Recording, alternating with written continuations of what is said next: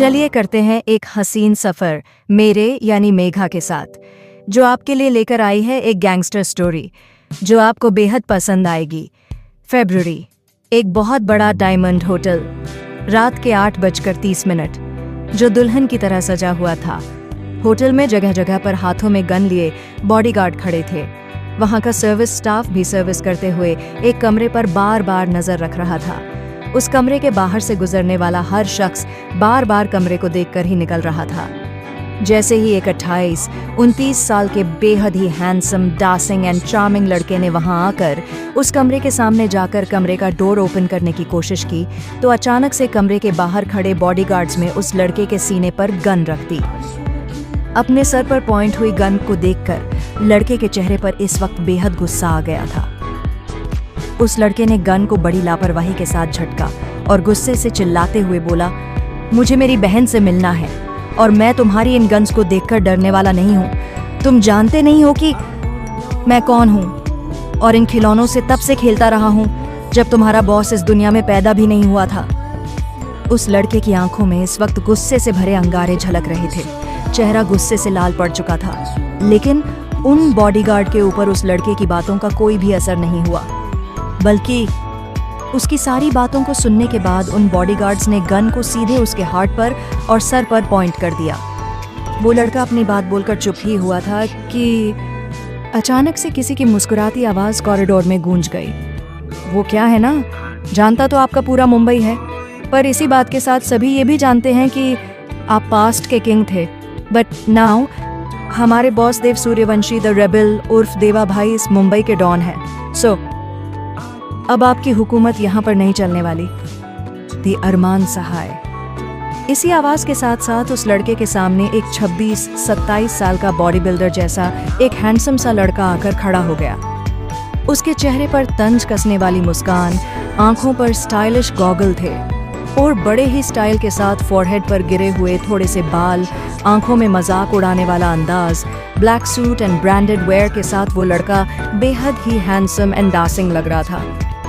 You 2 कौड़ी के पिए, तुम्हें क्या लगता है कि तुम मुझे मेरी बहन से मिलने से रोक पाओगे? उस लड़के की बात सुनते ही अरमान गुस्से से दांत पीसते हुए बोला, नहीं, बिल्कुल नहीं। कौन आपको रोक रहा है अपनी बहन से मिलने के लिए?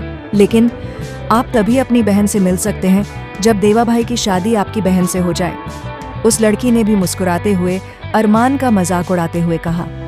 उस लड़के की बातें सुनकर अरमान को ऐसा लगा जैसे कि उसके सामने खड़े लड़के ने उसके ऊपर अपमान का तेजाब उड़ेल दिया है।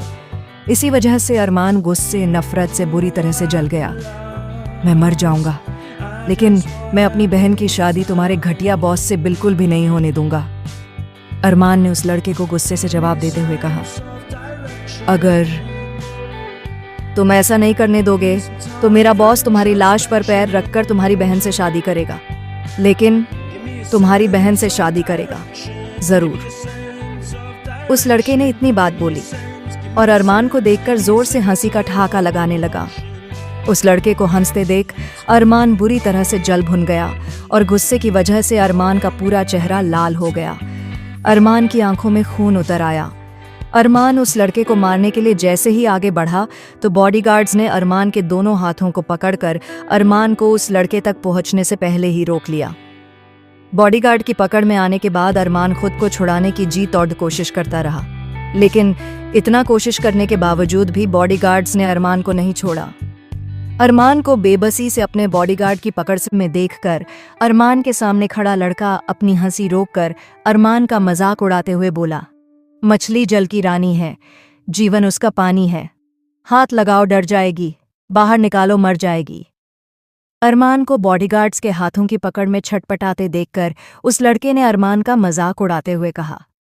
फिर हंसते हुए बॉडीगार्ड से बोला, बेचारे को मारना मत, अभी उसे अपनी बहन की शादी भी देखनी है और तड़पते हुए इसे शादी की रस्में भी पूरी करनी है, तब इसे तड़पते देखने में मजा बहुत आएगा।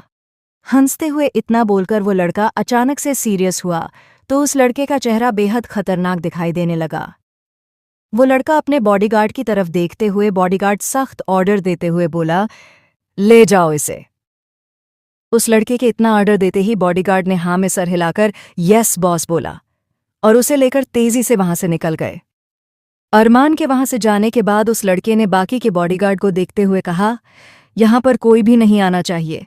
मैं नहीं चाहता कि देवा भाई की शादी में कोई भी प्रॉब्लम आए, और अगर कुछ भी गड़बड़ हुआ तो तुम लोग अपनी जान से हाथ धो बैठोगे। उस लड़के ने बेहद ही सख्त मिजाज के साथ उन बॉडीगार्ड्स को वार्निंग दी थी, जिसे सुनने के बाद सारे बॉडीगार्ड्स ने हाँ में सर हिलाते हुए अपनी नज़रों को कमरे पर के डोर पर टिका दिया था। कड़ी पहरेदारी करवाने के बाद उस लड़के ने मुस्कुराते हुए अपनी पॉकेट में हाथ डाला और फिर से नॉर्मल सीटी बजाते हुए वहां से निकल गया। 000000 रात के 9 बजे 7 स्टार डायमंड होटल।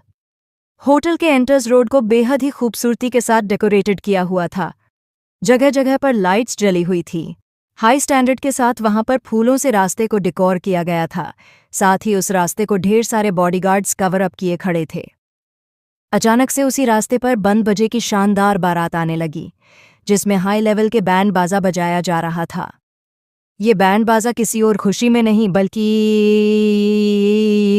बल्कि देवा सूर्यवंशी की शादी की खुशी में बजाया जा रहा था।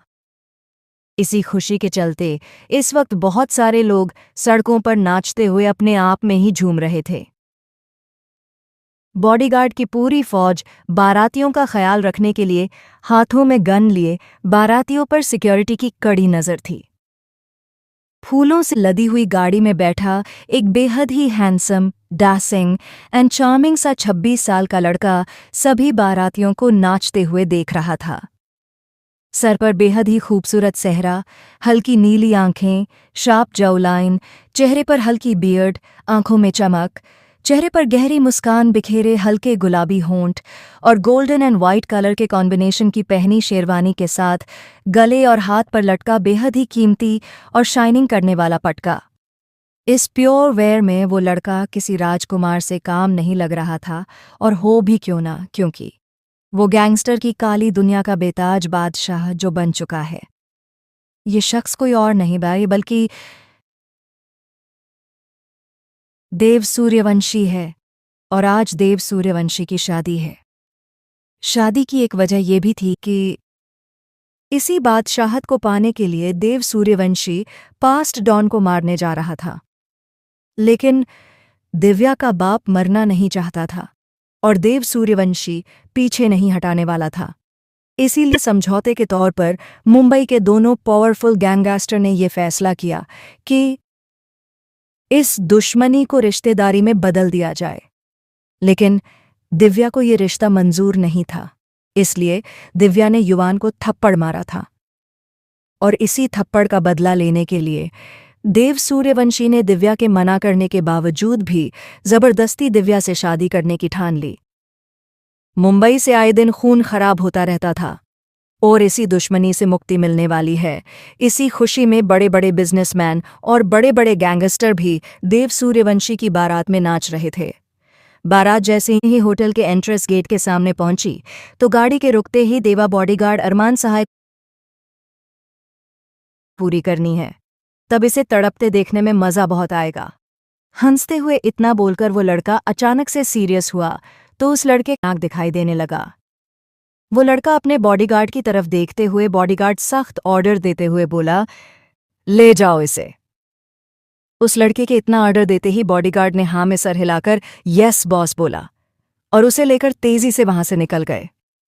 अरमान के वहां से जाने के बाद उस लड़के ने बाकी के बॉडीगार्ड को देखते हुए कहा, यहां पर कोई भी नहीं आना चाहिए। मैं नहीं चाहता कि देवा भाई की शादी में कोई भी प्रॉब्लम आए, और अगर कुछ भी गड़बड़ हुआ तो तुम लोग अपनी जान से हाथ धो बैठोगे। उस लड़के ने बेहद ही सख्त मिजाज के साथ उन बॉडीगार्ड्स को वार्निंग दी थी, जिसे सुनने के बाद सारे बॉडीगार्ड्स ने हाँ में सर हिलाते हुए अपनी नज़रों को कमरे पर के डोर पर टिका दिया था। कड़ी पहरेदारी करवाने के बाद उस लड़के ने मुस्कुराते हुए अपनी पॉकेट में हाथ डाला और फिर से नॉर्मल सीटी बजाते हुए वहां से निकल गया। 0000 रात के 9 बजे 7 स्टार डायमंड होटल। होटल के एंट्रेंस रोड को बेहद ही खूबसूरती के साथ डेकोरेटेड किया हुआ था। जगह जगह पर लाइट्स जली हुई थी। हाई स्टैंडर्ड के साथ वहां पर फूलों से रास्ते को डेकोर किया गया था। साथ ही उस रास्ते को ढेर सारे बॉडीगार्ड्स कवर अप किए खड़े थे। अचानक से उसी रास्ते पर बंद बजे की शानदार बारात आने लगी, जिसमें हाई लेवल के बैंड बाजा बजाया जा रहा था। ये बैंड बाजा किसी और खुशी में नहीं बल्कि देवा सूर्यवंशी की शादी की खुशी में बजाया जा रहा था। इसी खुशी के चलते इस वक्त बहुत सारे लोग सड़कों पर नाचते हुए अपने आप में ही झूम रहे थे। बॉडीगार्ड की पूरी फौज बारातियों का ख्याल रखने के लिए हाथों में गन लिए बारातियों पर सिक्योरिटी की कड़ी नजर थी। फूलों से लदी हुई गाड़ी में बैठा एक बेहद ही हैंडसम, डासिंग एंड चार्मिंग सा 26 साल का लड़का सभी बारातियों को नाचते हुए देख रहा था। सर पर बेहद ही खूबसूरत सेहरा, हल्की नीली आंखें, शार्प जॉलाइन, चेहरे पर हल्की बियर्ड, आंखों में चमक, चेहरे पर गहरी मुस्कान बिखेरे हल्के गुलाबी होंठ और गोल्डन एंड वाइट कलर के कॉम्बिनेशन की पहनी शेरवानी के साथ गले और हाथ पर लटका बेहद ही कीमती और शाइनिंग करने वाला पटका।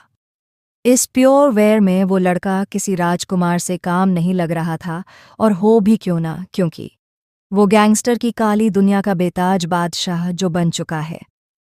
ये शख्स कोई और नहीं बल्कि देव सूर्यवंशी है, और आज देव सूर्यवंशी की शादी है। शादी की एक वजह यह भी थी कि इसी बादशाहत को पाने के लिए देव सूर्यवंशी पास्ट डॉन को मारने जा रहा था। लेकिन देव अरमान सहाय को ने यह फैसला किया कि इस दुश्मनी को रिश्तेदारी में बदल दिया जाए। लेकिन दिव्या को यह रिश्ता मंजूर नहीं था, इसलिए दिव्या ने युवान को थप्पड़ मारा था। और इसी थप्पड़ का बदला लेने के लिए देव सूर्यवंशी ने दिव्या के मना करने के बावजूद भी जबरदस्ती दिव्या से शादी करने की ठान ली। मुंबई से आए दिन खून खराब होता रहता था, और इसी दुश्मनी से मुक्ति मिलने वाली है। इसी खुशी में बड़े बड़े बिजनेसमैन और बड़े बड़े गैंगस्टर भी देव सूर्यवंशी की बारात में नाच रहे थे। बारात जैसे ही होटल के एंट्रेंस गेट के सामने पहुंची तो गाड़ी के रुकते ही देवा बॉडीगार्ड अरमान सहाय को जबरदस्ती पकड़कर गाड़ी के सामने ले आए। अरमान गुस्से से देव सूर्यवंशी को देखे जा रहा था, और उसके चेहरे पर सिर्फ और सिर्फ नफरत झलक रही थी। बगल में खड़े 50 साल के एक आदमी जो पास्ट डॉन था, यानी अरमान और दिव्या का पापा, उसी ने अरमान के पास आकर देव सूर्यवंशी को नीचे उतारने का इशारा किया। अपनी डैड का इशारा समझते ही अरमान गुस्से से अपने मन में बोला, डैड, आपकी वजह से मैं अपनी बहन को इस नर्क में नहीं जाने दूंगा। मैं मर जाऊंगा, लेकिन अपनी बहन की शादी इस राक्षस से नहीं होने दूंगा। क्या हो पाएगी यह शादी? कहाँ है आखिर दिव्या? क्या होने वाला है इस कहानी में, जानने के लिए पढ़ते रहिए देवा लव ऑफ गैंगस्टर, मेरे यानी कुमारी मेघा के साथ।